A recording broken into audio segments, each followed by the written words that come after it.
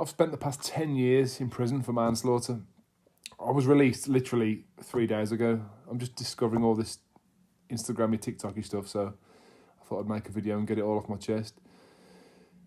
So basically, I used to work on cruise ships as a magician at night, clown by day, doing all the usual tricks, saw the guest in half, card tricks, bunny, rabbit out of a hat, predictable shit. But the last night of the contract, I was tired, okay, a bit tipsy, a bit the older,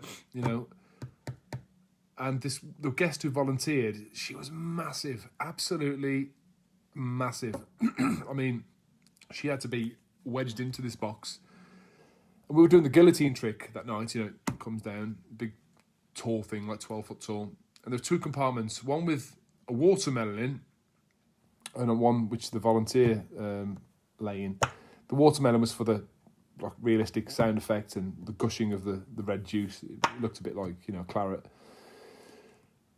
And I always whispered in the volunteer's ear, scream, make it look real, And anyway, we dressed it up and did the whole showman thing. We started cutting the rope to make it more theatrical. The blade dropped, and I thought, wow, this one needs an Oscar. The look of pain and horror in her face. She fainted and everything. So we split the box, turn it round, and the blood just burst. I mean, blood, guts just burst out onto the floor. You could smell the iron. The audience were pissing themselves laughing. They thought it was part of the act, but it was real.